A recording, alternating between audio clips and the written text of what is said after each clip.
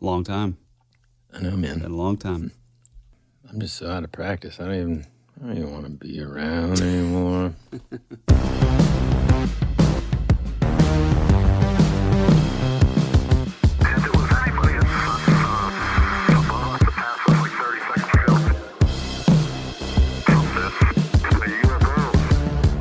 Howdy, folks. Welcome back to your favorite podcast, That Would Be Rad, the podcast that majors in 80s and 90s nostalgia, comic culture, all things paranormal, and minors in retro video games, tabletop RPGs, pre-internet mysteries, and raising our kids to be half as cool as we were back in the 80s. I'm your host, Tyler Bentz, and this is your other host, Woody Brown. Man, I gotta say, that was a little difficult. It goes without saying that we've just been gone from the mics so long that it just feels weird. And I don't like that feels weird. It should feel normal. This should be our normal. Yeah.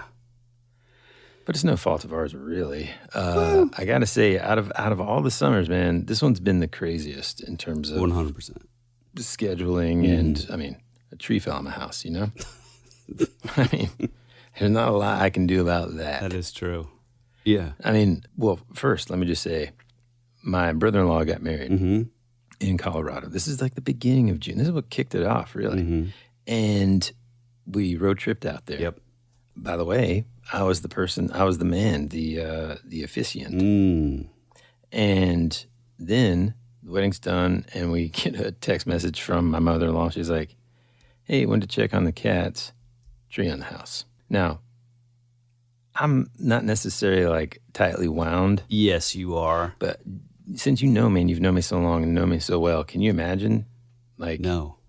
what was running through my head? I think I was floating at that moment. Like, I was so mad, but there wasn't anything I could do about it. So luckily, it wasn't bad enough to where there was active leaking or needing to be tarped over kind of thing. It was just, there's a tree leaning on my house. It took out part of my deck. And Which sucks, because that new deck looked real nice. Yeah. So anyway, the good thing that came out of that entire like leg of the tour, or the summer tour, however, was I finally got to meet our brother from another mother. I'm so jealous. Longtime friend of the show, Clay. Yep. Met him face to face in St. Louis. Fate to fate. Right there in St. Louis, which, by the way, man, like I know we'd gone through St. Louis. I've never had a chance to kind of just be there for a little bit. Yeah. It was such a cool city, man. Yeah, I feel like anytime we were through there, it was like nighttime or something. Yeah, exactly. That's what I was telling Clay, but just like any of the cities that we experienced when we were on tour in the band and stuff, you don't really get to experience the city. No, not at all. You know. Yeah. Yeah, Not back then. usually either it's at night or like you've done some radio nonsense, and then you got to meet with this person, and then meet with this, and then you got to be at the club at 3, and so it's Make sure the guy doesn't give Boo-Boo too many drink tickets. I mean, there's all kinds of stuff that you have to deal with. Anyway, St. Louis was amazing. Awesome. It treated us well. We went to a Cardinals game, which was amazing. Oh, nice. I feel like there's just so many places that I went to. Now, does that field have like one of the old school like nicknames? Oh gosh, man, I don't know. I thought you were a baseball guy. Yeah, but I don't really You know how know there's like that the stuff Green much. Monster, and then there's like some of that stuff. Like, because I mean, I would imagine it's like clearly one of the old school. Yeah, it was actually built in 1966, and even back then, it was named Bush Memorial Stadium. So anyway, it's the original stadium where the Cardinals played, I guess, was from like 1920 to 1953, called Sportsman's Park. But God, even that sounds so many of terrible. like the parks are like getting rebuilt. You know, I mean, even the Yankee Stadium is a new stadium. Yeah, which is kind of a bummer because like it is, but man, I know. I mean, there's some good. I mean, dude, the skyline, that was one of the best views I've ever experienced in baseball. Right there. Oh, incredible. In the Cardinal Stadium. It was unbelievable. Yeah, it really was like just sort of pure Americana. You know, that's why I was actually that's what inspired me to ask if there was like some kind of. I mean, I'm not really a baseball guy. I mean, I checked out around the time that Rafael Belliard stopped playing. Yeah, but I know you're like a baseball guy, so I didn't know if it had like some sort of it might, man. classic.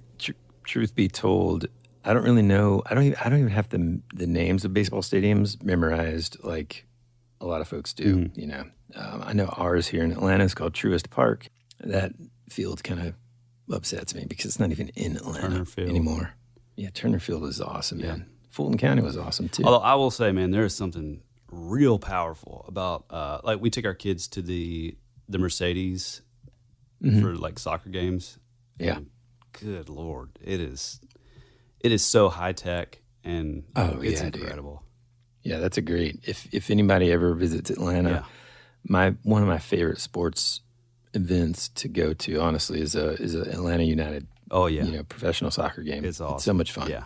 Also, what happened this summer while Woody was bailing out on our beloved podcast, a couple cool things have happened.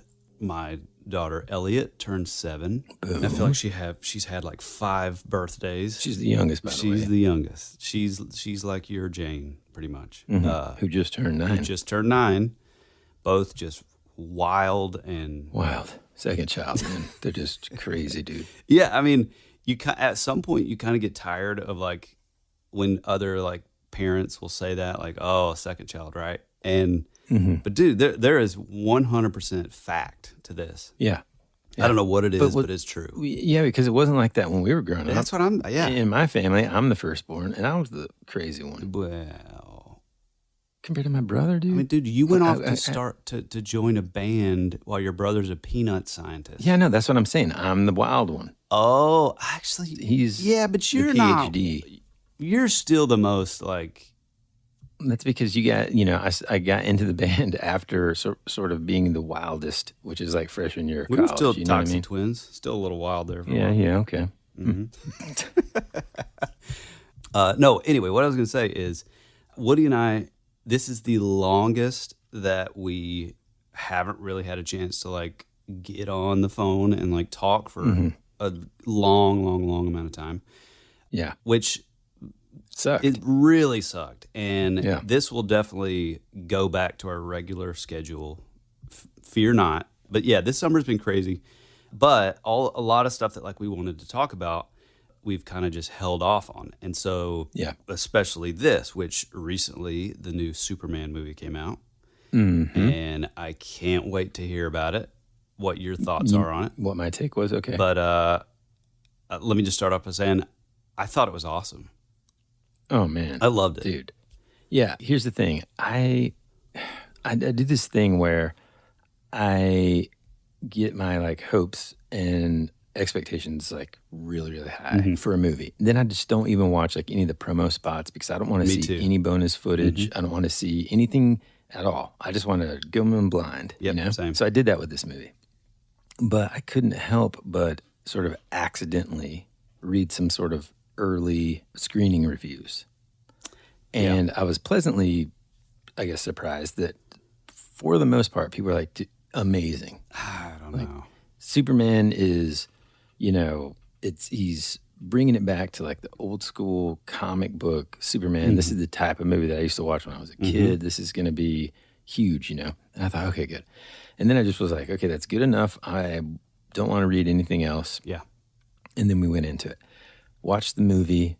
I took both my kids because I was like, come on, it's Superman, dude. I don't care if there's something scary. The 9-year-old's just going to have to get over it. Yeah. And I loved it, man. I will say, like, I don't know. It's sort of like the first time I watched The Force Awakens or something. I'm so worried that it's going to be bad that I don't get to enjoy it as much, you know? So it's one of those things that I have to watch it again because I'm just taking it all in. But dude, I thought visually it was amazing. He's like, I thought as a Superman, I know I've seen a lot of beef by people who kind of say, well, like, I mean, it's weird seeing Superman sort of like getting beaten up and stuff. Yeah. And, hurt and seemingly weak. Like I saw some comment, somebody said, I mean, it's pretty clear, like Marvel's Hulk would just beat the tar out of Superman. And I'm like, well, and I don't want to spoil it, but who was beating him up is significant. You know what I mean? Yeah. Well, that and because I kind of thought the same thing. Like, is this sort of I guess I couldn't get like a clear picture, and I don't know if I just missed it or if they just didn't really get into that, but like it kind of did feel like a year one, year two version of Superman. Yeah.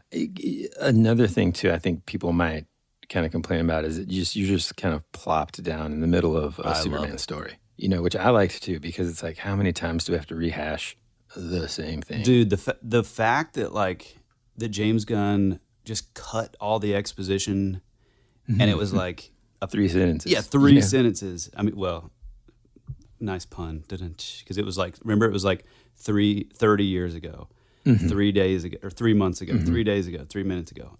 Yeah, I thought that was genius. Yeah. Yeah. Yep. Really, really cool way to do it. I think he was like super charming.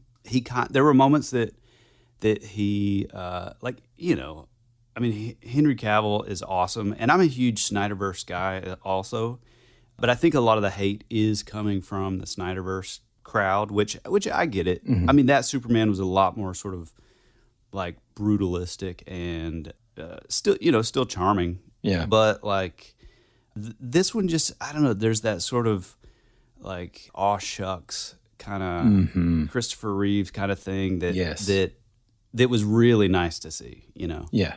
Yeah, man. Like you said, it kind of did feel like year one, year two type situation, which I kind of love. It's the same in the same way that like the Batman with Robert Pattinson. Yeah.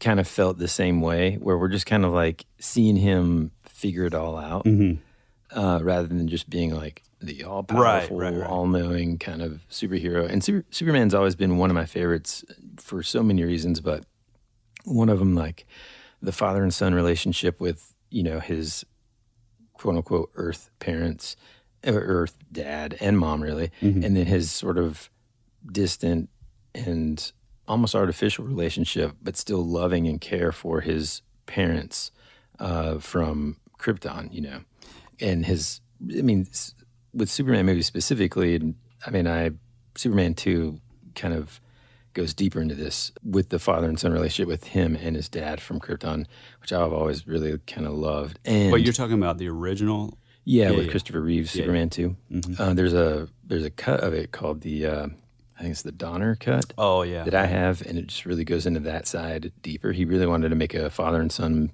like a movie about that relationship. Yeah. And ever since I sort of watched that, I don't know, man, I've always sort of seen this parallel between the Superman story and, Christ. Oh, yeah. I know that some people are like, whoa, we just went from comic books. Oh, yeah, we went to trees. We're in it, yeah. But there is, like, this is someone from, sent to help humanity. He's got earthly parents. He's got parents from, elsewhere. I don't know. It's always cool. And then I've always sort of sympathized with, like, I think as an adult now, you can see how easy it would be, myself included, for all of a sudden they're like, man, there's this, and they did this in the Snyderverse too, for sure. But like and I don't know, I don't really remember it in the previous Supermans. They never really sort of touched on this topic as much, I guess. The whole, like, how easy it would be for us to just be like, dude, what, an alien? Like, he is dangerous. Like, who knows what he's going to do? He's just making decisions on his own, right? In the same way that, like, in the Marvel movies with, like, Captain America and versus Tony Stark in terms of what the government should be allowed to do to control. You can see both sides of it really, really easily. And I've always been intrigued by that, Well, I am increasingly about as anti-government as you can get these days. Yeah. One day I'm like, oh, I 100% see this side. Next day I'm like, what are we doing? One thing I will say, I'm glad you brought that up about the Snyder Superman and this one. I think this one, it was such a short scene, but dude, the 1 minute scene with him and his dad. Oh, dude. I mean, even think about it now, like I kind of start choking up a little bit. Yeah. But it is such a powerful scene. And I was even thinking, like, is this just because, like, I'm a guy? Like, I wonder if girls get the same thing. Yeah. You know what I mean? Yeah. I mean, I didn't have a dad. Tyler's dad went out for cigarettes, I don't know, 43 He years was ago. supposed to bring me back a Superman comic, and he never did. And he just never came back. So Superman's always had a special spot in his heart. Pa Kent was actually my dad. I mean, of course, I think it depends on how people are raised and stuff and the relationship with their parents. Yeah, but I think there's like that like sort of innate thing that like a boy has like with his dad. And I will say that they, not to cut you off, but we're back. I will say the Snyderverse Superman and Cavill with Kevin Costner. I thought they did an amazing job on that as well. Like the storm when he knows he's about to be carried away, and then Kevin Costner like hold his hand out like yeah. So see, emotionally, yes, that was like amazing, an amazing moment. But that is one of those scenes that always makes me just furious, dude. He could have got him. Like he could have. Yeah. You're telling me people would have seen him? Just get him, fly out to the other side, and just. But you have to. I know. It's suspension of disbelief, and yeah, and it made for a really good like emotional beat. Yeah, and the first time I watched it, I didn't care. I thought it was amazing, and it made me cry. Probably, Yeah. Oh, but yeah. But, okay, go ahead. No, No, man. I was just gonna say, I think I'm kind of one of those people that goes into things like this when there's like now there's this comparison between quote unquote Snyderverse and then the James Gunn stuff. I just like it that they exist, period. So yeah. I don't really want to compare. I mean, there's things that I didn't like about the Snyderverse stuff, but I don't know now if I'm judging it fairly, if I'm sort of looking at it through the lens of this new movie. Because, the other day, Ann was like, yeah, but we liked, Justice League and stuff. And I'm like, so it's like, no, I got to go back and watch it, Yeah, I mean, you and I harp on this ad nauseum, but the only misstep is the music. Lois, oh, never mind. Whoa, God, don't even get me started. This Lois, however, amazing. And we'll probably cut this out, Woody, but the entire time I was just thinking, this is Woody's. This is right up his alley. No, it's funny, dude. No. I for real, 100% best Lois Lane ever. 100%. Not even on a superficial basis. Tall, drink obviously, water. Obviously, in my opinion, better looking. But I just liked her. I don't know the way that she portrayed the character. Go on. A little sassy, but also loving, and I don't know, cool. Here's some stuff that I didn't understand. Two things. Well, and I don't really want to get into anything that would spoil it. Yeah, that is kind of I was just thinking that. Like, are we going to do a spoiler? I don't know. I don't. I'm going to not say one of the things. Okay. Or just cut it out. Actually, I'll just cut it out because I want to hear your opinion. So after these messages, we'll be right back. This episode is brought to you by Progressive Insurance. Do you ever find yourself playing the budgeting game? Well, with the Name Your Price tool from Progressive, you can find options that fit your budget and potentially lower your bills. Try it at Progressive.com. Progressive Casualty Insurance Company and Affiliates. Price and coverage match limited by state law. Not available in all states.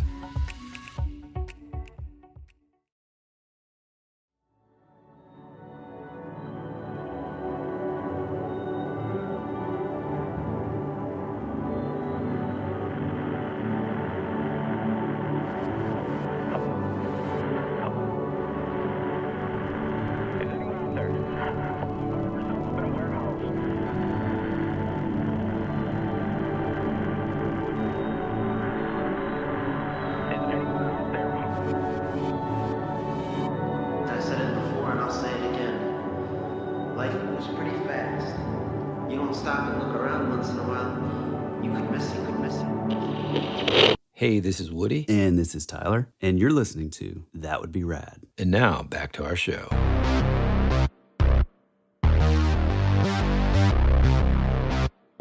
What was I going to say? Oh, do you think really, is this in the comics? Is this canon where his kryptonite parents, like the other half of the message, do you feel like Lex Luthor sort of manipulated that? Or did they really want him to rule? See, I don't remember any of that. Because that kind of sounds like something that like Zod would have wanted. Yeah, I don't think that is comic canon, and I could totally be wrong. I know that a lot of well, from what I've heard, there's a lot of stuff that was taken from All-Star Superman, like with Frank Quitely and Grant Morrison, but I don't, especially, which by the way, before we continue on this, I have to say, originally when I saw the suit, you know, and you kind of see the sort of like futuristic, like the piping and like it looks sort of futuristic, but dude, when it pulls back and you see the like proportions of like the longer trunks, like more old school style, it is like pure Frank Quitely. Yeah, dude, like it's amazing all day, and I'm here. I absolutely love it, and also I think it was cool because it does set itself apart from Cavill, who is just this massive like hulking dude. I don't know. It gives this a slight like vulnerability a little bit, which plays well with like the story and like, well, maybe he is sort of a year one, year two Superman kind of thing. Yeah. One thing that I was a little confused about is, well, God, I don't know. Let's just not go into the nitty gritty. The other thing that is not spoiler driven or alert worthy is I don't understand what's the deal with all the girls just being obsessed with Jimmy Olsen, who, like, I'm not trying to talk trash about this kid. No, I love that. But he's awesome. Yeah. And he played a great Jimmy Olsen. Perfect. But he's not just like a heartthrob. Yeah, I kind of think it was just one of those funny, like, kind of things. Maybe because it's like the new modern thing is girls like cool, dorky dudes, or... I mean, I don't know if it's that, but I think it's just one of those... over the top. I just didn't understand it. To me, it felt almost like, and you know, obviously James Gunn is like a huge fan of like 70s, 80s, like cinema. And like, if you think of like even sort of the Brat Pack and like those kind of like, you know, like 16 Candles or Ferris Bueller's and stuff, there would be a lot of that stuff that was just completely unexplained. But they were just these funny little like aspects of like certain characters, and you're just like, what is it? That doesn't even make sense. Like, he's supposed to be like the nerd, but yet he's, you know, I just kind of chalked it up as like something like that. But yeah, that's all that I can get out of it. Oh, the one thing that I do think was so fun is, and again, this isn't a spoiler, is Lex's girlfriend was like a total homage to Gene Hackman's like sort of ditzy girl friend from like what, Superman 3 or 4? Yeah, I don't remember. I can't even with remember. Like Richard Pryor and all that stuff. I thought that was really even cool. Superman 5. I don't remember. Was it? I don't know, man. I've got to go back and watch them all. Yeah, it's been a long time. But yeah, I thought there were so many. Also, like the Justice Gang. Dude, so funny. So funny, man. That guy, what's his name that played Green Lantern? Nathan Fillion. He's just hilarious anyway. Yeah, he's amazing. You know? And then it's like I almost get the vibe that they were kind of like looking at different mock-ups and drawings of what his sort of uniform or look would be like. And he was just like, I got to do the bowl cut, dude. Dude, I mean, it's classic. Like Guy Gardner, for all you guys that may or may not know, Guy Gardner came out. He was sort of this like bad boy Green Lantern. You know, you had your Hal Jordan, you had your sort of golden age Green Lantern, and then this guy comes out with like just straight up bowl cut, especially during the Justice League International, I think, run. I think Kevin Nolan maybe, but yeah, it was just this bowl cut, and it was very sort of like, I don't know, he's kind of like goofy, but he was also like the anti Green Lantern. Yeah. Which I was talking to our buddy Dan, shout out Daniel. What up, Dan? We actually we saw the movie. He was able to like pull me out of my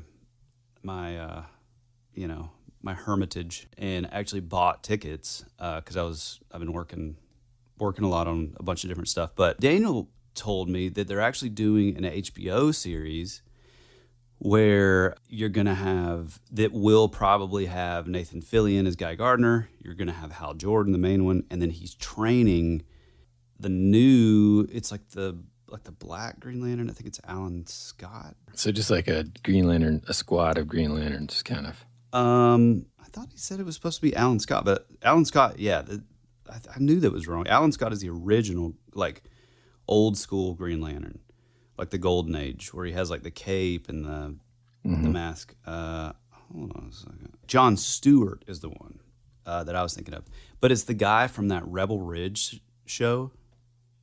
Rebel Ridge. Dude, the moment I saw this movie, I was like, this guy needs to be in a superhero movie. He is perfect. Oh, yes, dude. He's awesome. I haven't watched that movie yet. I wanted to, but yeah, that guy, He's like, awesome. He looks like a superhero, right? And so I think the whole show, or the premise at least, is like, I mean, you have like the Green Lantern Corps, which is like, they're basically like intergalactic cops, you know, and the cool thing about it is like they're all pulled from like different planets, different star systems. So there's like all these aliens, and then there's like Earth ones, and it's kind of like the well, I guess the Lensman anime from like the 80s technically stole this from Green Lantern lore, but it's like, especially with Hal Jordan, you had this alien who sort of crash landed here on Earth. He's dying. This pilot, Hal Jordan, comes along, and before he dies, he bestows the power of the ring to him.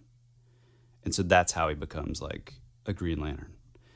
Yeah, that's right. Yeah. And so I think this one, he's like kind of training the John Stewart character. I think, I hope I'm not messing that up, but yeah, I'm like super excited because I thought it was, I mean, obviously it'll be a lot more serious because Guy Gardner's always sort of been like funny and like hot-headed and no spoiler, but like you'll know what I'm talking about, like just the bird fingers. Oh man, dude, hilarious. Which, man, so funny, dude. That kind of stuff is like so 80s too. Oh, you know? Big time. It reminds me of like Monster Squad and like, yeah, exactly. You know, just stuff like that. Or them in the background when you see like they were like, oh, it's just an interdimensional imp. And you just see this giant green baseball bat like hitting it the whole time. Yeah, man, I thought the Justice King was really, really funny and cool too. Like what's his name? Mr. Terrific. Oh, dude. He became one of my favorite characters ever. I don't know almost anything about him. Yeah. Well, what's weird is like I've always thought like in the comics he's so just sort of over the top. Like he's like pure like 90s Image Comics, Death of Superman era, where it's just like, this guy would be so cheesy adapted into like a real life comic. And the thing that I think was genius about this movie is like all of the quote unquote like cheesy comic stuff, he like James Gunn just leaned harder and like pushed it even further. So it's like there's like this era in the 90s, maybe early 2000s, to where like and there was probably like a year or two of like music videos where like these rappers would come out and they would have like these like cafe like racer jackets, but they were all like white and black and bright red and like just super kind of like cheesy. And I think the fact that like Mr. Terrific's like whole sort of vibe is like that. Yeah, it's just amazing. Like everything's color coordinated. Everything's so like, it's just so over the top. But man, he is a bad though. Yeah, I mean, so cool, man. And I mean, sort of maybe lastly, I don't know how long we're going on this movie, but best Lex Luthor. I think so. I think, you know. I think he just felt like sort of believable and like, yeah, hats off to just the casting in general. Yeah, because I think every character, it was pretty perfect. Yeah. I would like to know, and this is, I'll be subtle not to spoil this, but there has been a lot of sort of controversy over a decision that Hawkgirl makes in the movie, and I thought it was awesome. I'm trying to think here. When she's like, yeah, I'm not Superman. I don't remember. Are you kidding me? No, I mean, just remind me. What are you talking about? Where she like grabs the president, and then he's like, oh, yeah, dude. Yes. Yeah, I'm dude. here for it. Amazing. Yeah. Yeah. That was so cool. Yeah. And also, I think the whole Justice Gang thing and like seeing like them like build the Hall of Justice, which was mind blowing. It was such a fan, you know, I don't know. It was really cool to see that. And they're like moving stuff in, you know, I thought that was really cool. But yeah, I think as I'm like saying all this, I think it would have had to be like a year 1, year 2 story for sure. Maybe year 3. Maybe, yeah. Now, do you know anything about, have they said in regards to like plans of like, how are they going to incorporate Batman into this universe and Wonder Woman and, you know, all that stuff? Because, I mean, you can't use the Robert Paddington? Pattinson? What is his real name? Paddington, yep. Nope, what is it for real? Robert Pattinson. Pattinson. Yeah. Him. You can't use him. And I thought he was an awesome Batman as well. A lot of people didn't like him. I love him. Dude, we raved about like, that what are you movie. talking about? And, you know, the Penguin and all that, it's just way too dark. Yeah, but I mean, he could be, like, just, if you just imagine, like, plucking him up and then plopping him in the movie that we just saw, the only way it works is if he's just, like, super quiet and serious. well, he kind of would be anyway, yeah. Yeah. I mean, if you really think about it, like, I mean, obviously, this is the second time I'm saying the word brutalistic in this episode, but like especially the costuming. Well, and for him, it was like a year 2 story also in the Batman. But, you know, obviously like the suit is like all of like the gauntlets with all of like the, you know, it's like over the top, like kind of dark and, you know, his gadgets and everything. But really that is sort of how that character would look. The only difference, I guess, is what I'm saying is like, you know, in an era of like Justice League International, which is, you know, where Guy Gardner and that particular Guy Gardner was. The only difference is that Batman just had like regular tights on. So his like behavior was very sort of like he was a little bit of a recluse and he kind of was still like doing his own thing. He just didn't have like the over the top like costume that was like leather and straps and, you know, that kind of thing. I kind of think it would work. I don't know, man. After seeing Lex, I think. Yeah, that's true. I think it could work. And then also it showed, which no spoiler here, but the girl next to me, whenever Jimmy meets with the ex in the seedy alley. She was like, "Oh, this is totally Gotham," and I was like, "Oh, maybe." Yeah, because I don't think Metropolis like has any of that. You know, it's not like I mean, it's pretty golden age kind of. Now let's just say that they decide to just kind of like let that property be separate, which kind of sucks because I don't want it to die. I know. And it doesn't seem like it would because, like, you know, you've got the spinoff show, The Penguin. Yeah. I think it's renewed, right? It's going to come back for another season. I did not see The Penguin. I saw the first 2 episodes, but. You mean the entire thing? Yeah. Oh, dude. Must watch I'll it. start it tonight. You got to. I've heard it's awesome. It's amazing, but it's like The Sopranos meets the DC universe. So, I mean. Which I love it's the intense. Girl. What's her name? Oh, I don't remember her name, but from like How I Met Your Mother and from love her.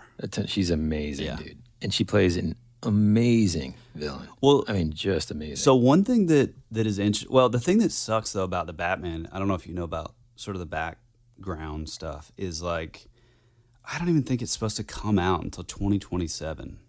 Yeah. So honestly, we will probably have another Superman. Well, Supergirl's going to come out in 2026, so. You know what I mean? Well, so I'm glad you said that because, no spoilers, but apparently somebody asked James Gunn in the last couple days, so when can we expect Superman 2? And he said, define Superman 2, which means I think they may come out with a Justice League, which would be so awesome. So just pretend for a second that they're not going to use Robert. I'm not even going to try to say his last name. Patterson. You got it. Is that really his last name? That doesn't sound right. Pattinson. Some with an M. Dude, you're messing up with me. Come on. I don't even know it. Okay. Let's say they don't use him. Who in the heck are they going to get, man? Ben Affleck? I don't know that they would like push hard for him to even be in it, if I'm being honest. Who's that? Well, like Who? Whom? Who are you talking about? Who they would I'm saying if my theory is correct, and there isn't actually a Superman 2, but it is actually some sort of like Justice League, year one Justice League type movie, I could see them like omitting Batman altogether, pretty much kind of until they get their stuff. Until the end, and it's just like you just see like a cape. Like, I mean, that would be awesome. Yeah. Or he comes in the last like 10 minutes, which would be incredible, and it'd be such a fan service kind of. I just it always makes me nervous whenever they're like, who's going to be the new one? Yeah, it's just Yeah. Well, one of the things though that I do remember reading with the Matt Reeves Batman is that they specifically chose Paddington. They chose him, one, because he's like pretty young, so he has a bunch of movies in him. Two, it was a year 2 storyline, so he's kind of still new to the game. And so like it would be pretty cool is if a Justice League movie comes out, he makes an appearance in the last. By the way, folks, these are our conversations all the time. These hypotheticals. This is what our whole friendship is based on. Mm-hmm. So just get used to it if you don't like it. But my theory is he shows up. By the time he shows up, though, it's year 3, year 4 in the Batman timeline. Mm-hmm. He's a lot more like together. He's more of a badass. He's more of like, he's like the Batman. Right. I think that could be amazing. Yeah. I think it could be amazing. I think it could work. James Gunn can make it work. Yeah. Oh, yeah, me too. I was a little speculative of Mr. Terrific, because it's like out of all of like the Justice League and like, even if you are doing like sort of the Justice League International stuff, I mean, Guy Gardner, like, okay, he's like sort of comedic relief, but I mean, you have like the Blue Beetle, Martian Manhunter, like Dr. Fate, like all these other characters that I feel would be, they would just make more sense as having more of like a following. Mm-hmm. But man, I gotta say, like what you said, I think the sort of, I mean, and it's exactly what and we've talked about this, it's exactly what he did with Guardians of the Galaxy, right? Where he puts out a movie basically with characters that nobody cares about, right? Like truly, Guardians of the Galaxy were. And these weren't even the main Guardians of the Galaxy big characters from like Ron Lim era. So I think like taking these sort of B-list or C-list characters and then giving them like the attention and the love that they deserve, that's what makes these characters like really cool, Yeah. We'll return after these messages.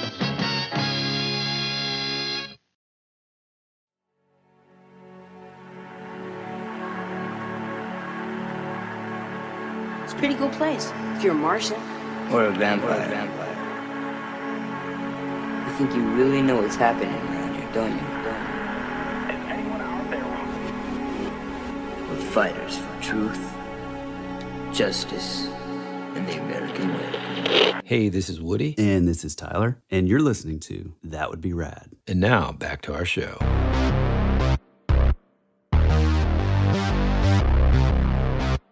What's interesting about James Gunn is, and we, proof is in the pudding with his Guardians movies, he's not like scared. Right. And he trusts his own ability to write and to create depth in these characters, slap on an awesome soundtrack, which I will say, the only thing I was kind of, not necessarily let down about, but was kind of hoping for was more like, injection of cool songs. At the same time, I think that would have been like, okay, here we go. It's just another, James Gunn soundtrack attempt or something like that. So, you mean you know what I mean? Like if there was like more cool songs. You mean like how he kind of did more with Guardians, yeah. So my favorite part probably of the movie, or well, one of my favorite parts is, and this isn't really a spoiler, but this last song comes on and I'm like, God, this is amazing. And I look it up. Superman, Interpol, nothing comes up. I'm like, what the heck, dude? So then I find the thing. I find the soundtrack on, the official like release, I guess, the day before the movie came out. And it's like this band called the Teddy Bears featuring Iggy Pop. And it was amazing because it was like, oh, this sounds like Interpol, which would have been inspired by big time. Ian Curtis from Joy Division, which if anyone knows, Ian Curtis from Joy Division, when he died, the record that he had on his turntable was an Iggy Pop album. And so full circle. And I was writing a friend of mine, I was like, dude, what about the song, the punk rocker song? And I was like, this is like pure, like early 2000s, like amazing. I'd never even heard the song before. I go to like download the song on Apple Music, and the song came out in the year 2000. My gosh. And I was like, oh my God, like how did we miss this song? Yeah, no. It's incredible. But the coolest part about this is, again, no spoilers, but there is a scene where Lois and Superman are talking about, or Lois and Clark are talking about like punk rock or whatever. And he's like, I'm a punk rocker. And she was like, you're not punk. And he was like, well, maybe caring about things. I'm paraphrasing. Maybe caring about things, and maybe basically by saying like, maybe by not being like seeing the beauty in things, not being jaded, not being condescending, not being hateful to everybody, maybe caring about others, basically. But like, maybe that is punk rock. And so then the song, the movie ends with a song called I'm a Punk Rocker. Yeah, dude. Or it's called Punk Rocker, but the line is I'm a punk rocker, yes I am. Yeah. And it just cold chills. It's awesome that you said that, because like that line kind of hit me in the same way, because she's kind of teasing him about what he considers punk rock, is sort of like, I guess, well, it's just made up bands, like sort of like poppy. Remember, she sees the poster in his room. The Crab. Yeah, something, I don't know. What was it? The Mighty Crab Tones or something? Yeah, something like that. Yeah. Yeah, dude, I thought it was awesome. I give it a 10. I mean, we're horrible at this because we gave the Batman 10 out of 10. 10 out of 10. But this also 10 out of 10. Yeah. I'm all in. Yep. I would say the only thing that I would take a point off for would be like, I wanted more, and in some way like longer, I guess, which is a good thing. See, people are bashing it and saying it could be 30 minutes shorter, and I'm like, what are y'all talking about? And like, because you're just sort of plopped in the middle of this story, there's kind of a lot going on, because I feel like this movie is also just it's serving its purpose to not introduce us to Superman, to introduce us to this version of this world that we're going to be like in for the next 10 years or whatever. And so that was the only thing. It was just kind of like, there's a lot going on, but I just need to rewatch it, because I just couldn't, enjoy it like I should have been able to. Yeah. The first time. One thing that I did just think of is, it is interesting, because if you think of like the Justice League and like, specifically Wonder Woman, Batman, Superman, like the holy trinity, of comics, Batman is always like the smart guy. And so it actually is a pretty bold choice and a pretty smart move to have Mr. Terrific, because you could have interchanged Batman doing all the same stuff. He has like the Batwing, he has the Batmobile, he has like all the gadgets. He would have been the guy trying to figure out all the stuff with like the black holes thing. Yeah. He would have had all that knowledge, and he would have had drones and stuff, So yeah, I think that's pretty cool without having to like introduce Batman. So, one more thing, not a spoiler. Well, I guess it is kind of a spoiler, but too bad. Well, then maybe don't say it. Metamorpho was my favorite, and then the kid. Oh yes. Which, by the way, I don't know if this is in comics or not. I don't know anything about this, as far as it being like a thing in comics. I had the feeling like, because Metamorpho was like a big character, especially back in like the 70s.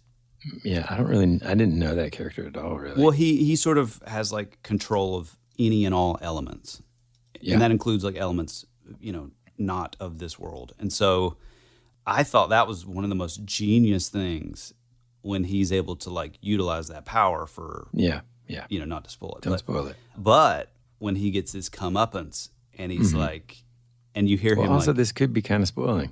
well, no, I'm not gonna say it. But when he's like, well, I don't know. Well, I guess I can't. I'm not gonna say it. Still says it. But in saying all that, the reason I brought that up is one thing that I thought was really interesting about this movie compared to pretty much any other Superman anything is how fast he sort of like healed up or sort of repaired himself out of the presence of kryptonite. Mm-hmm. I don't think they've ever done that in any other movie because usually it's like, he has a shard of kryptonite in him. They pluck it out, and within like 30 seconds, he's back to being Superman. Yeah. That to me, that was like a big change that we've never seen before. Yeah, and that's what I was kind of saying. Like, I liked it too. I think some people's problems with the movie was that, or I should say, were that Superman appeared weak. Yeah, right. But again, and like, I think there, like, whenever he was trying to like lift something like that, the big monster or whatever that's in the city, and it's like, Superman should just be able to fly with him straight out into space, Right. I don't know, man. I like a vulnerability in Superman, and I'm not. But I think it's because he's young too, though. Yeah. I still go back to it being like the first couple of years. So, and he just kind of like he's been getting whipped since the beginning of this movie by a mysterious character. Yeah. That is strong. So, which we should get into spoiler territory on like a Patreon episode. Mm-hmm. Yeah, for sure. Because I think our theory about that character has to be, dude. Did you just give it away? No, I just said a theory about that character has to be. What character are you talking about? Oh, all right. So let's move away from Superman. Okay. But basically, before we do that, let me just say, if you haven't seen it yet, go see it. I feel like, part of the reason why I drug my daughter to it, because by the way, she wasn't she's like, I'm not into like superhero movies. I'm like, okay, listen, 2 things I know about you. 1, you're going to immediately have a crush on this guy. Oh, 2, yeah. I had a crush on him. This feels, even before just seeing the trailer, this feels like a summer movie, like when we were kids, that you would go to. Oh, yeah. Get your large Coca-Cola, your large popcorn. I got the cup, by the way.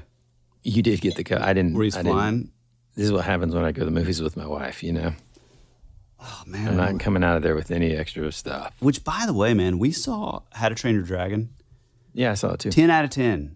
Yeah, man. If you liked How to Train Your Dragon, it is the greatest movie you'll see. Is that what you're saying? Not of all time, but I'm saying, You like, heard it here, folks? well, we're huge fans. Our house, the Ben's house, is huge fans of How to Train Your Dragon. Yeah. Amelia has like every toy. And so I was a little worried about it, but dude, I think they did a beautiful job. Casting there was awesome too, man. Toothless is perfect. So adorable, man. Freaking adorable. But the reason I brought that up is we were excited because we were going to get like the giant popcorn bucket, which, man, they're swinging for the fences on this stuff nowadays. Yeah. But dude, it was $40. Yeah, man, that's how much it cost. Don't tell my wife how much I paid for the alien head. What alien head? Oh, you got that one? Oh, yeah, dude. Oh, man. Although it's awesome, but I wish like there was another one where it was like a one of those like containment, experimental. Oh, and it has units. the little alien in it. Yeah, that's awesome. What I really would have get. But this one's pretty cool too. I also I got the Superman cup, but I wanted my family's out of town right now, but they're coming back, and my oldest has made me promise to take her to see Superman. Mm-hmm. I have a feeling we're probably going to get the most adorable thing ever. The little stuffed animal. The little crypto. The popcorn bowl. Popcorn bucket. Yeah. Oh, he's so cute. Dude, but Jane's obsessed with dogs. She wanted one for her birthday. We're like, nope. Yeah. And, although we saw that, and Ann was like, no. Dude, he was a freaking menace. That's all I'm going to say. Oof, man, no kidding. God.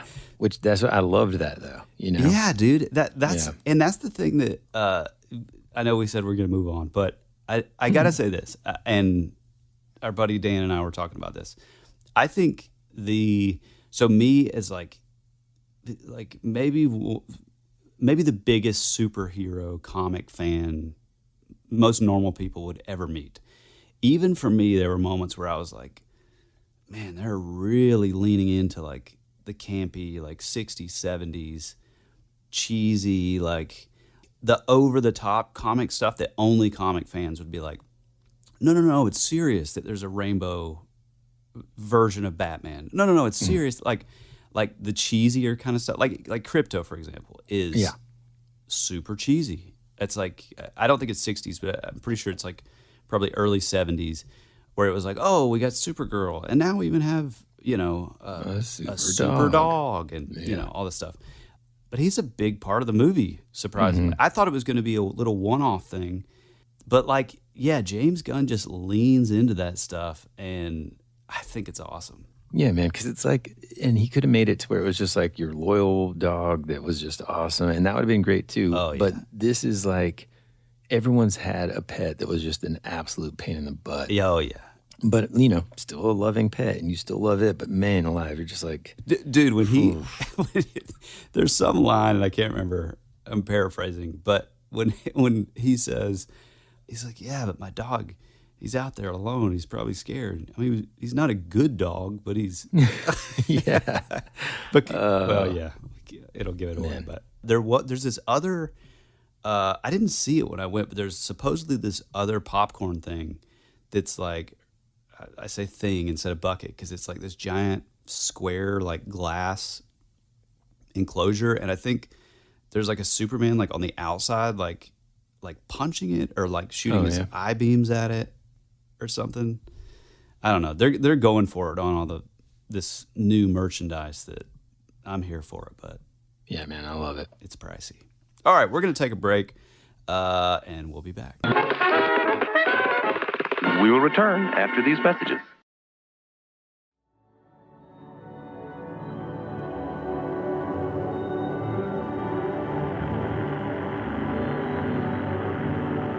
There's something out there waiting for us.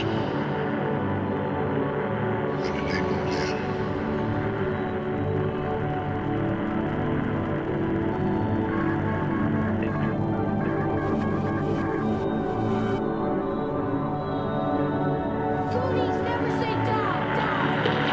Hey, this is Woody. And this is Tyler. And you're listening to That Would Be Rad. And now, back to our show.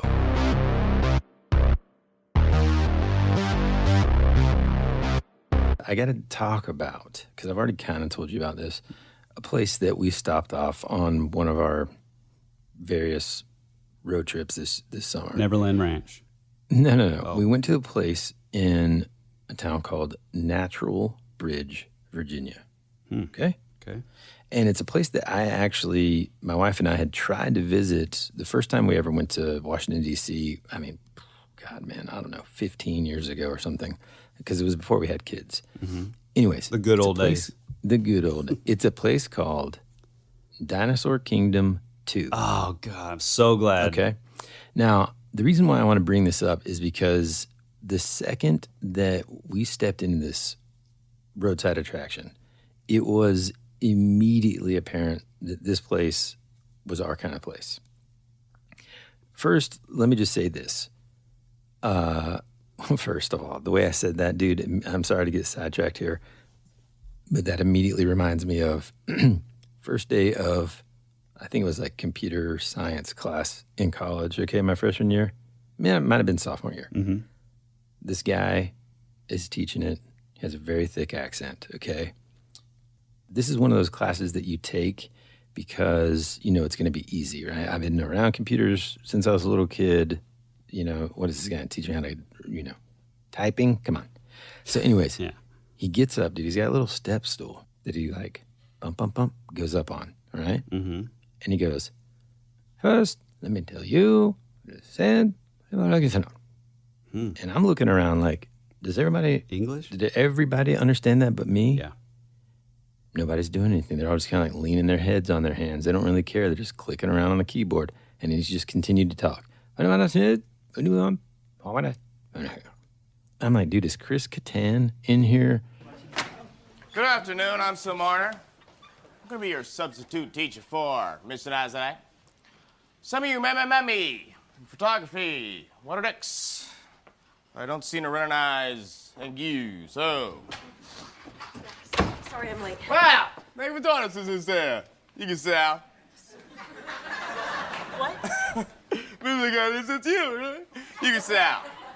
Anyway, so the way I said first, let me say, it just reminded me of that. I think about that guy, I don't know, once a week. Anyway, because I thought I was getting pranked. So here's the thing about this place, Dinosaur Kingdom II, which already the name, it's hilarious. It was, well, the attraction itself is like a Civil War themed roadside attraction where like Confederate soldiers have, utilizing the science of a mad scientist, have basically utilized dinosaurs to beat the Union.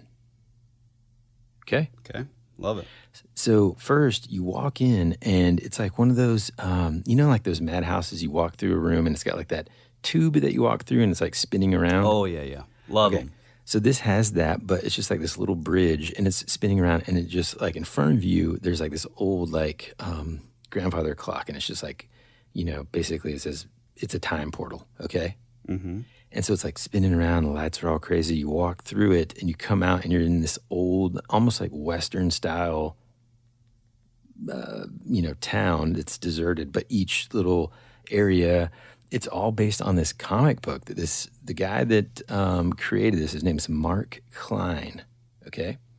And he is an artist and he wrote this comic book. And so, I mean, just like listen to the and by the way, I got a signed copy for you, Tyler. Yes. While I was there. Love it. And I mean, on the outside, it said like Dinosaur Kingdom II, the comic book, based on the attraction in Natural Bridge, Virginia. Stonewall Jackson battles the great white beast to the end. Dinosaurs in the Civil War, definitely not what they learned you in school. Love it.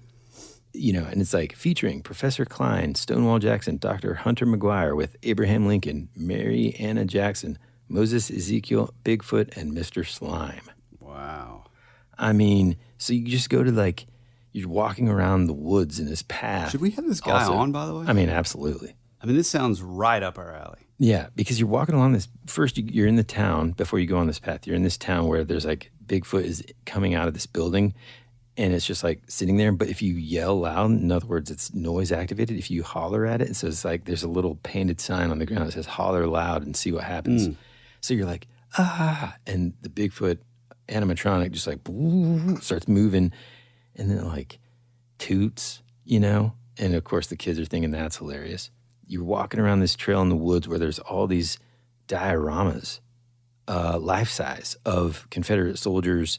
One, there's just so many, dude. One's like riding on top of this dinosaur and it's got like Gatling guns strapped to it.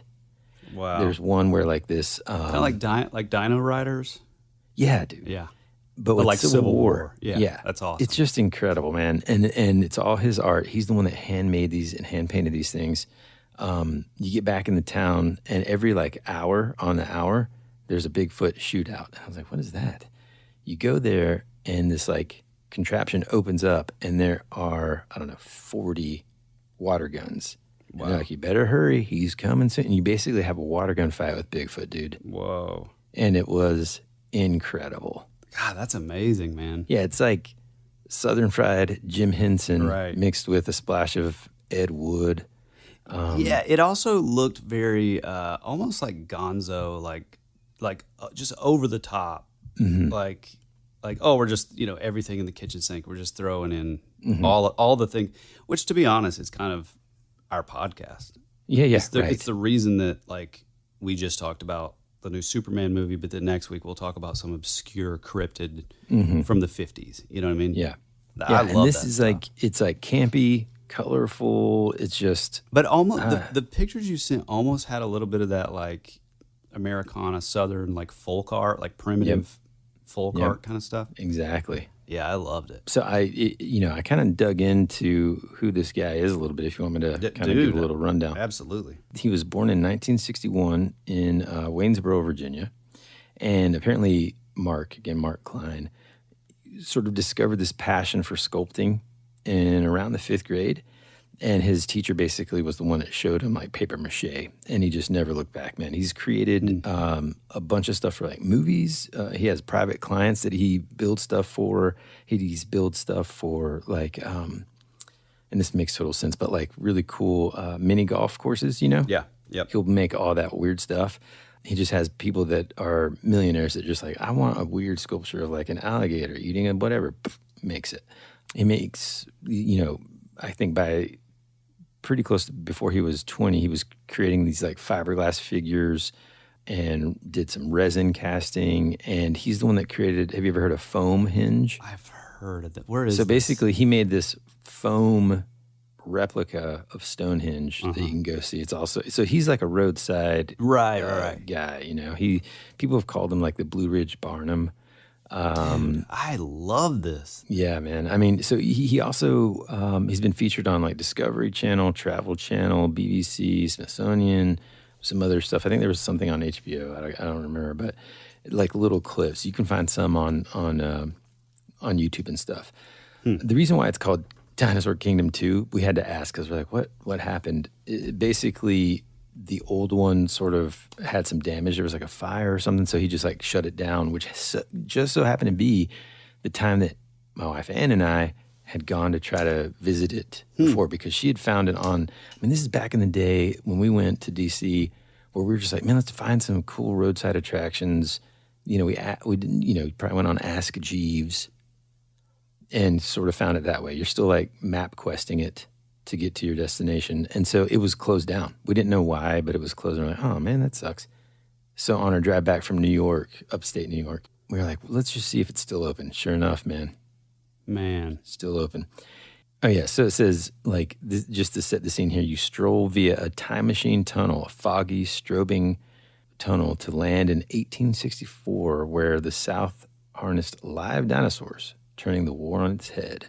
And it was just really cool, man. There's just like, and by the way, there was something that was broken, and they'd called him in. There was a new sort of attraction or something on the trail that wasn't working correctly, and so he, right before Bigfoot comes out, he's like, "All right, is everybody excited?" And we're like, who's this guy? But I recognized him from looking up the place. And I was like, holy cow, I think this is the guy that created it. And he's like, anyways, I'm Mark Klein. I'm the guy that created this. If you guys have any questions, you can come try to find me, but I don't know, I might have already taken the time machine out of here. And then he's just saying like, hey kids, make sure you aim good. Don't shoot Bigfoot in the face. That'll make him, I forget what he says, that'll make him feel kind of sick or something. And then this kid just comes out in a Bigfoot suit and he's shooting the kids too with a water gun. And it was just awesome, man. Wow. So anyways, if you're driving through for whatever reason, I think my family is uniquely still taking a lot of road trips in comparison to a lot of folks these days. I recommend it. Yeah, I recommend it. It's fun. You get to see a bunch of places you never would have. For example, we stopped in Manhattan, Kansas. Wow. Ever heard of it? Nope. Well, that's where Kansas State is. And we fell in love with that little town, man. It was awesome. So you never know what you're going to see when you're out road tripping. That's for sure. True. It reminds me of, I fully believe this guy was like telling the truth in this. But if you do believe, we talked about like Charles Delshow, the guy who created like all those books, those like of the flying machines, the arrows and all that kind of stuff. It kind of seems like this dude is like sort of a fictional version of that. Like where he's just like obsessed with like, oh, and then I had this, then this character did this. And it's like, it's like in his head, he has like this whole sort of, alternate history kind of mapped out. It's really interesting. I love that. It's cool too. When you get the, smokes a pack a day. When you get the comic, man, you'll see it reminds me of the stuff that like me and my buddy used to make when we were in grade school, you know, like, yeah, man, you know, like that kind of story. It's just, there's this like youthful element to it. Yeah. That is just really fun and awesome. And from the interview that I saw of him and just seeing him in person, you can tell that he doesn't take himself too seriously. He's not like wackadoodle sort of, right, you know, eccentric or anything. Yeah.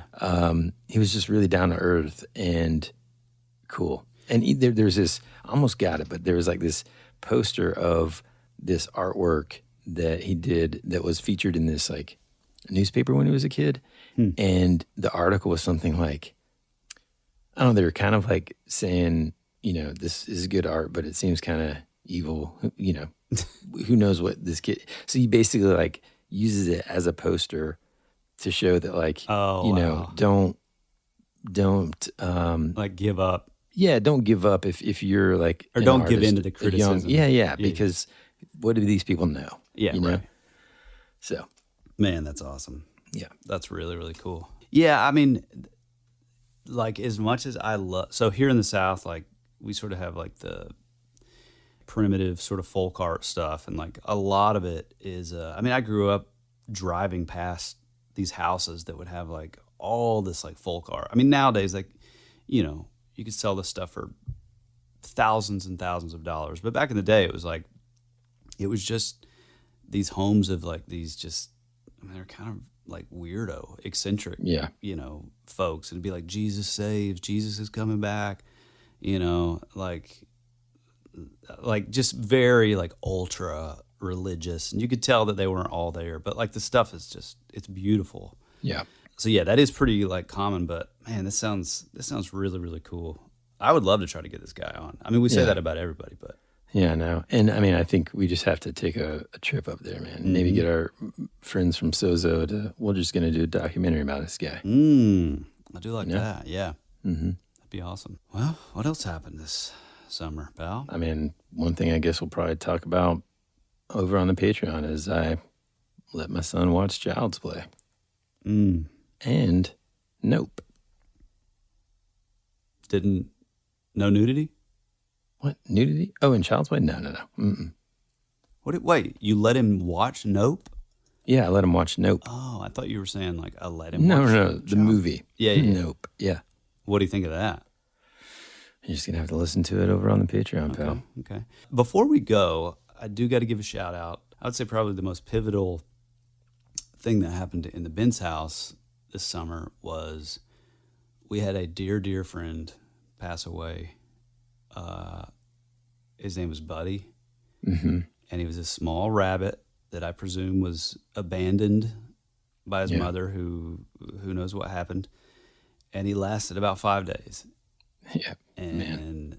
Not really trying to laugh at that, but it was so sad because my kid. So, long story short, my family's they were out of town actually. My kids were staying with their grandmother, and I was mowing the lawn, and I happened to like look over, and in between like my house and then my neighbor Jeff's house, he has like pine straw on the edge of his house, and I kept like seeing like movement, but then I would look and it would be gone. And finally I catch it, and I thought it was like a chipmunk, because we're talking like tiny, yeah, like head the size of like an inch basically. And I turn off the lawnmower, very expensive lawnmower, and very wealthy, and I walk, I kind of like, I realize that it's like a little baby bunny, like a little cottontail wild rabbit. And those things are so, like, if you live anywhere out in rural America, you know that these things are second to maybe like deer. They're like the most skittish, sort of prey animals. Like any little noise, anything, they're gone. They're so fast. So anyway, so I cautiously kind of like walk closer, and I realize like he's not really moving. So I'm like, oh no, like I don't think the mom is with him. And he looked like he was about to dehydrate, because he did not look good. Like eyes were real glassy, looked like he was about to pass out. So I go back to cutting the grass, thinking like, okay, well, the lawnmower will sort of scare him and he'll run back into the woods and find his mom. I finished the yard, ended up coming back, and now I see that he's made his way almost into the neighbor's driveway, heading towards the road, which oh boy, is not a good sign. And it was also leading me to believe that the rabies, not rabies, he's too young for that. Leading me to believe that the mom was like definitely not around. And I did a bunch of research and, yada, yada, yada. More than likely the mom had died and so anyway, so I go toward him and I'm thinking, well, I'm at least going to try to get this little guy some water. And I walk up just to see if me bringing him water would like scare him, and he didn't move at all. So I set a cup down, and then sort of the like cuteness overload took over in me, and I just reach out and put my hand right beside him, thinking like it's gonna scare him away. And that was kind of my plan. Like I wanted him to go away from the road, run back towards the woods, the tree line in our backyard. Yeah. I stick my hand out. He literally just crawls up into my hand. Oh man. So then that's it. That was it. Yeah. So I picked him up, I carried him, and I put him in this like little milk crate in which I had like put some like pine straw, and then I put like a little blanket in there. And he was amazing. I think giving him water like helped him out. I think we sort of probably prolonged his life for a few days because he looked like he was about to die. And then my girls came home the next day. Amelia ended up getting really close with him. My oldest, she's 10. She like was just playing with him in the garage, like in a hot garage for like 6 hours straight one day. And, me, I'm like, hey, you shouldn't get really close to him. I read a bunch on it. It's, it's pretty futile. Just the concept of like actually like surviving, especially if it's no longer like in the care of its mom. And I think the reason why is like their like gut biome is sort of created and like kept consistent by the mother's milk. Mm-hmm. I have nipples, Greg. Can you milk me? Yeah, I mean, I was going to say most like similar to most mammals. But that like bacteria is the thing that protects them from like other external bacteria. And so I think because it was abandoned so early, I mean, I ended up getting it like alfalfa hay. I mean, I went all out. Alfalfa hay, like stuff for the thing. Even though I knew like it's probably not going to make it. But like I'm talking like within like day 2, this thing was like our pet. I specifically had the girls do not touch him. You'll spread your bacteria to him. That's not cool. But by like day 2, Amelia was just running around the yard, and he was just chasing her around. He would follow her wherever she went. We have like a bunch of videos and stuff. But then sadly, day 5 comes around, and she comes upstairs and she's like, Dad, Buddy's not moving. And we went down and we left him outside. We didn't keep him in the garage. We had like a little milk crate we turned sideways, and I put like some cover over it because it was like raining a lot. And so it'd keep him dry in there, but he was still outside, so he could still do his thing. And we came back, and he was kind of like positioned back in this little corner where our steps are on our like little front stoop. And he wasn't moving. I assumed he was just completely dead. So I, kind of reach back and like pull him out, and he's not moving at all, but he's laying on his side and his eyes are open, but he was still breathing. Long story short, this process, which already this was a huge deal for Amelia, like really sad. Yeah. Because it's like the first pet death, really. Yeah. And he wasn't even really our pet. I mean, 5 days, but man, she like spent day in, day out with this little rabbit. And he was tiny, like would fit in the palm of your hand easily. And so we went back, we I dug a little grave, we did like a little tombstone thing, which we'll post on Instagram. And it was awful. Finally, he passed on, and that was Buddy. Buddy the bunny. not to end on a bad note, but this summer has been, we're not going to say any specifics or give any names, but we have had some of our best friends out there who have had experienced, death in their families. And again, not to be like a downer, as like an end note, but, our prayers and condolences still go out to you guys. Yeah. And and also, I mean, it just reminds you, man, always, hey, hug and tell the people that you love them. Yeah. And, I mean, welcome to That Would Be Rad. But man, all in all, like, I don't know, I felt kind of crappy all summer because no matter how hard we tried to like somehow get back in the studio, I was back home in the entire month of June. I was home for like 3 days. Yeah, it's been crazy. Things just didn't line up. And so, just know that I felt terrible because, I feel like we've been gone forever. But it's good to be back. Mm-hmm. I think, typically in the summer we do Camp Rad Strangeness and stuff. And I think this year, just because of the way that it's been and how much kind of quote unquote summer we have left, really. Yeah. We might just treat it a little differently. So anyways, we're back and we're back in the saddle, and it feels good. Side saddling through life. Yeah. But anyways, those of you that reached out to make sure that we were okay, thank you so much. Yes, we're okay. It's just been a crazy summer. Yeah. And I don't have any more brother-in-laws that are getting married, I don't think. There's still one potentially out there that might get married, but I don't. Quick question. If anyone does have any weird, obscure cryptids or any kind of like sort of off the beaten path, roadside attraction stuff for Washington State, shoot us a message because we're leaving at the end of this week, and that would be awesome.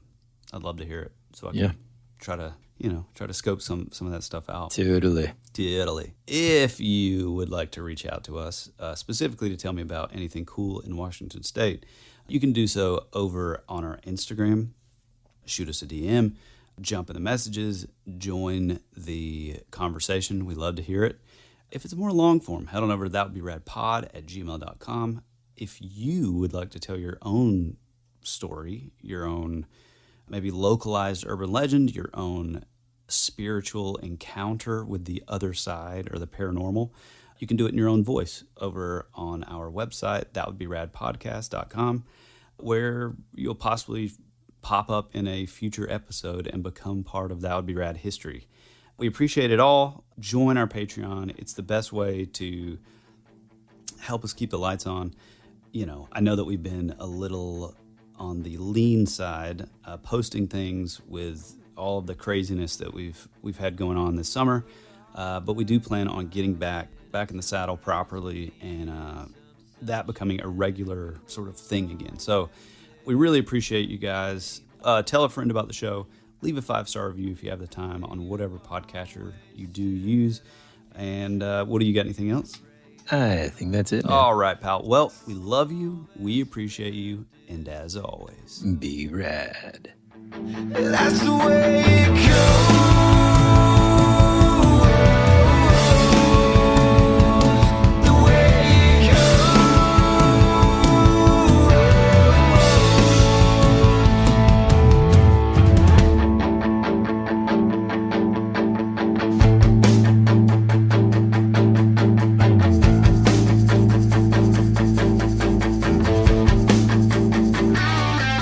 You're my favorite song on the radio.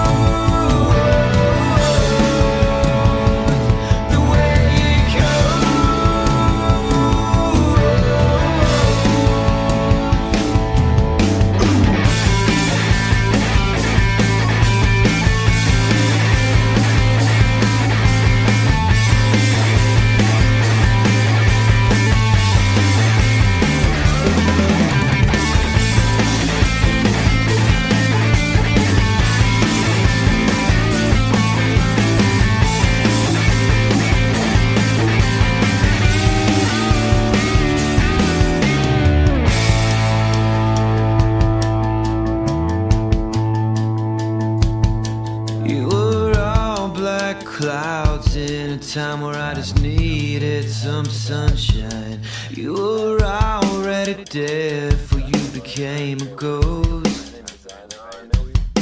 You always said our future would be a parade of flowers, but now all that's left is a single rose. That's the way it goes.